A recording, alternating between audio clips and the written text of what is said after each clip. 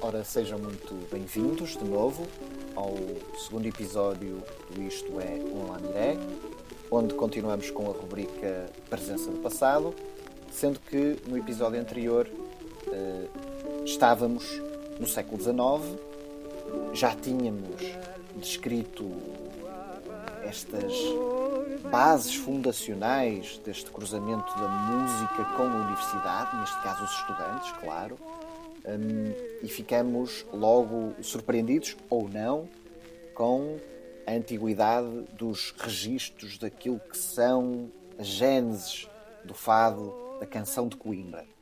Falamos um pouco sobre isso, falamos também, para além desta primeira vertente informal serenateira, da importância de determinados nomes e estabelecimentos de reprodução de pautas, como o de César das Neves, cá no Porto, também da recolha, dos inícios de recolhas etnográficas e da sua importância também nas outras vertentes, essas vertentes mais formais, mais eruditas, como foi o Orfeão Académico de Coimbra, com a sua fundação já em 1880, e também um pouco mais atrás, também chegamos a referir a esta preocupação mais formal e mais orquestral, que também ficou bem exemplificada com a composição do Hino Académico de Coimbra. E começamos este episódio, então, com uma canção de Coimbra, que penso que agora os ouvidos dos nossos ouvintes estarão um pouco mais acostumados e já as identificarão mais rapidamente.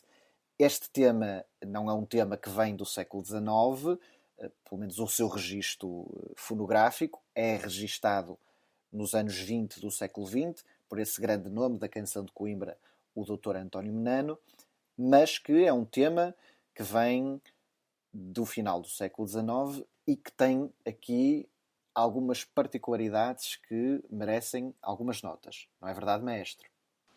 Sim, e pelos registros que nós temos, esta canção, o Fado das 3 Horas, foi um sucesso estrondoso. Este Fado das 3 Horas é uma das canções recolhidas e editadas não só pelo César das Neves, mas também pelo tal discípulo que falei há pouco, o Eduardo da Fonseca, que representa o estilo da canção de Coimbra, que se popularizou bastante e onde há relatos de ter sido composto na vila de Vizela. Muito bem. Em falta de massificação das gravações, eram estas edições, eram estes livros do Eduardo da Fonseca e do César das Neves que faziam levar a partitura e a forma de tocar por todo esse Portugal. E realmente aquilo que chegou até nós é que ganhou, foi mesmo um hit muito grande na altura, foi um sucesso enorme, este Fado das 3 Horas. E, portanto, está aqui em paralelo, relembramos, em 1887, é de quando consta este fado, que diz o maestro, isto terá sido, como hoje se diz, um hit, um sucesso, que todos os estudantes, certamente, ou quase todos os estudantes com um pouco de talento musical terão querido, usando também a linguagem de agora e comum entre os estudantes, terão tentado sacar, não é? E aprender, e tocar, e reproduzir. E isto é precisamente também paralelo a uma figura que é incontornável também deste estilo musical de Fado de Coimbra, que é precisamente o Augusto Hilário. O Augusto Hilário, que esteve ativo entre 86 e 96, deixou-nos uns registros que hoje são conhecidos como o Fado Hilário, que na verdade são 2 composições e que, mais uma vez o incontornável, fazem parte também já do levantamento do César das Neves. E, portanto, para ilustrarmos aquilo que o mestre estava a dizer, assistimos nestas últimas 2 décadas do século XIX, ao descolar e à popularização definitiva da canção de Coimbra na Academia, não é verdade? Pois, precisamente. Mas não era só. Não era só o fado, não era só a canção de Coimbra, não eram só estes grupos pequeninos.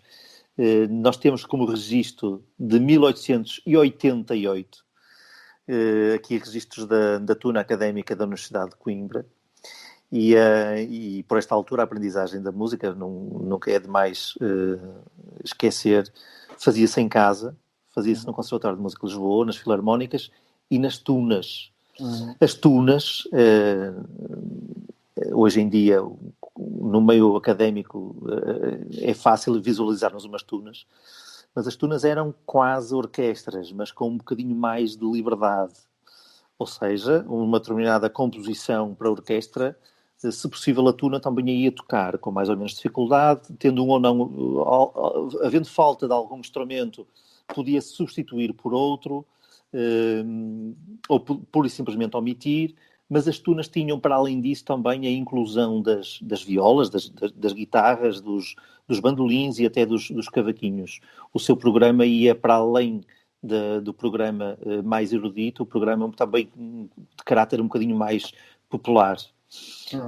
E estes registros históricos entre Coimbra e Porto são aqui muito, muito paralelos entre aquilo que são as tunas de então. Aqui no Porto fala-se bastante no fulgor académico e na geração do ultimato, e em 3 grupos ou 3 tunas. Já falaremos a seguir, mestre. Faremos essa nota já a seguir. Exato. Mas aqui, apenas também para deixar a nota, que poderá ser interessante, pela sua coincidência ou não, que, de facto, temos esse registro da Tuna Académica no Estado de Coimbra, como disse, de 88, que é o ano, precisamente, em que a Tuna de Santiago de Compostela, portanto uma tuna universitária, se desloca a Portugal, se desloca ao Porto, a Coimbra e a Lisboa. E, portanto, vemos aqui quase como este momento fundacional destes agrupamentos de tunas académicas, como concorrentes ou sucedâneos, melhor dizendo, desta vinda da tuna compostelhana. E eu agora, precisamente no seguimento do que estava a dizer, e do caso do Porto, eu passava não a um clipe de música, mas a um trecho lido sobre um testemunho na primeira pessoa. Em 1891, havia aí no Porto 3 grupos musicais. O mais importante era a Tuna Académica, de que eu fazia parte. O seu repertório não era muito vasto e cantava a Gioconda, Entreato de Carmen, Serenata de Gounod, Serenata de Bandolim, etc, etc. Fizeram-se grandes excursões a Braga, Viana do Castelo, Aveiro e Ilhavo. Deram-se vários concertos no Teatro Príncipe Real, tendo colaborado num destes, Guerra Junqueiro, recitando versos seus no Palácio de Cristal, em matiné. Isto são palavras do Dr. José Dórdio Rebocho Paes, em 1959, numa carta enviada precisamente ao Orfeão, falando sobre esta primeira geração da tuna, que comentários há aqui a fazer? Vários dados, não é? Do repertório, etc. Sim, há aqui duas coisas a reter. Relativamente a isto que, Luís, que acabaste de dizer, de fazer referência a que os programas da altura de um sarau musical misturava música erudita, música mais popular e momentos jocosos. Eles aproveitavam sempre para, lá está, com a tal ressalva, irmos até aos trovadores e aos jograis, aos momentos mais leves, que misturavam com a música séria e faziam aqui muita particularidade que ainda hoje nós encontramos nos saraus do Orfeão Universitário ou nos momentos de concerto da turma universitária, em que há alguma pequenina alusão a um momento mais leve. Mas ele também se refere na mesma carta que em 1890 fez uma primeira viagem e nos registros que nós consultamos terá sido a primeira viagem de uma turma portuguesa à Espanha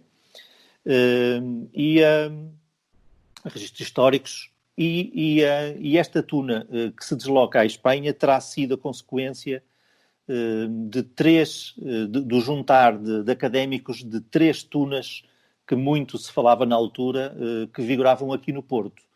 Ou seja, todo este ambiente de cafés, o ambiente académico, o ambiente musical que nós já falamos, as editoras de partituras, obviamente que são Estava a maturar todo este processo, não é? E é isso mesmo. E a pujança e atividade e registro dessa atividade.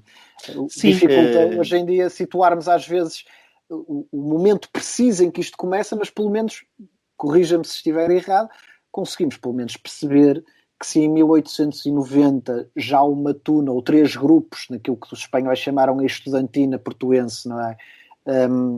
Se organizam e vão para o estrangeiro, com as dificuldades muito maiores que havia nessa altura de um tipo de deslocações do que hoje, se já havia, quer dizer, já revela uma certa confiança, uma certa maturação de ideias e de repertório, não é verdade? Exatamente. Aliás, deste repertório e deste ano de 1990, há aqui a reter 2 coisas. O hino patriótico, que foi editado pelo tal Eduardo da Fonseca, pela sua oficina tipográfica.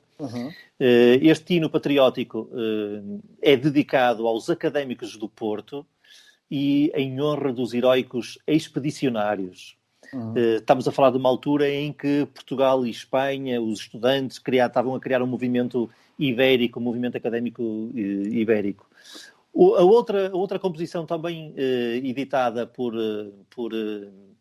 Eduardo da Fonseca, não só editada, como também foi ele próprio o autor da música. No caso do hino patriótico, a letra foi do César das Neves, lá está, mais o uma César vez. das Neves, e a música do Eduardo da Fonseca. No caso do Amor de Pátria, há aqui uma coisa muito interessante também a referir.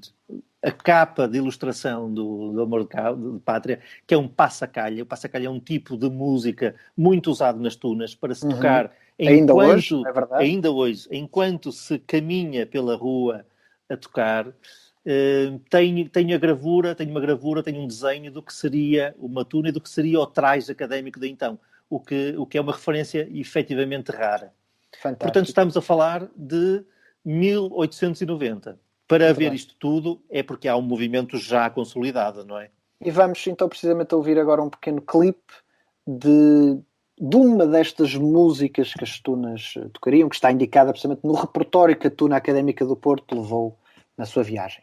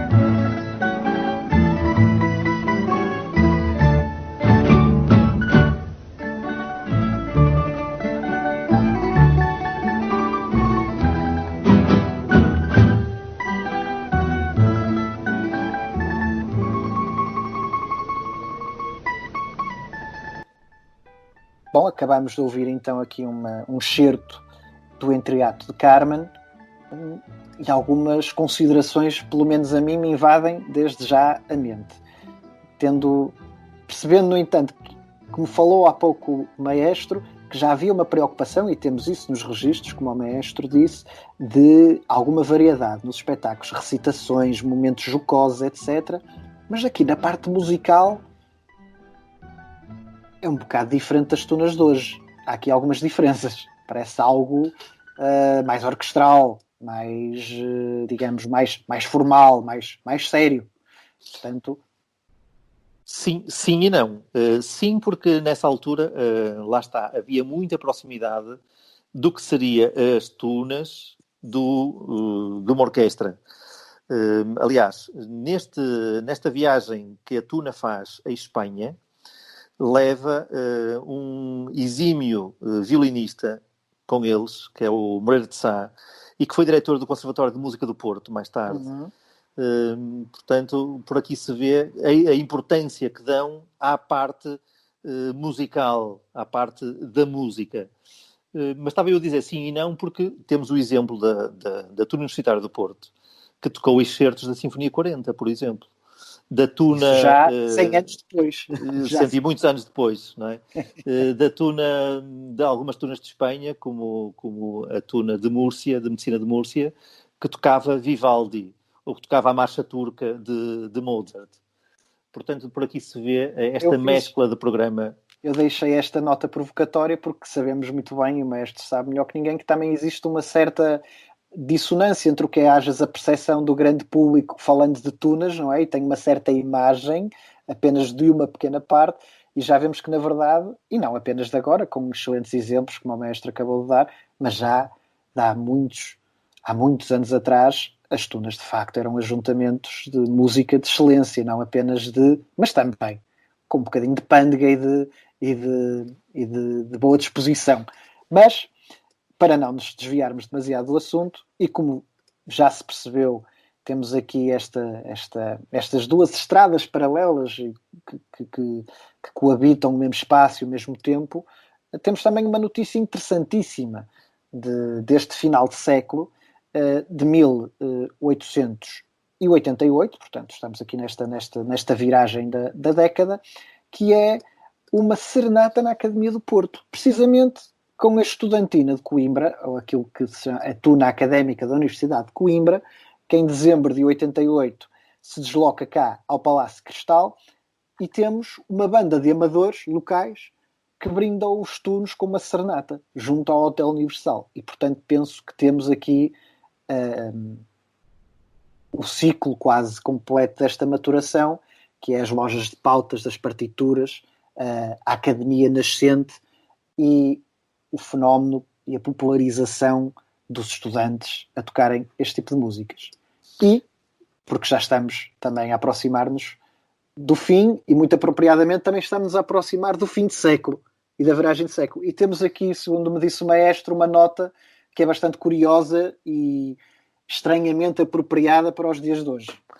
Sim, neste fim de século o Porto viveu um cerco sanitário devido à peste bubónica. E há aqui esta infeliz coincidência com o período pandémico que estamos a viver hoje em dia e a forma como a história nos diz que a Tuna de outrora foi impedida de viajar à Espanha em 1900, precisamente porque o Porto tinha sido assolado pela peste bubónica. Tal como antes, a história vai prosseguir e tal como lá, muita música se vai continuar a compor, a interpretar e a dar algum sentido hoje a uma vida de mais confinamento, mas amanhã, com a ajuda da ciência, de uma forma mais normal nas praças, nas janelas, nas salas de espetáculo e nos nossos podcasts. Certamente. Caro maestro, estamos no final do nosso episódio. Caros ouvintes, muito obrigado pela vossa presença aí desse lado. O Isto é um Lamiré seguir-se-á com mais episódios, sempre neste cruzamento da universidade com a música, onde há numerosas histórias por descobrir, notas para ouvir e, certamente, uma história para se contar.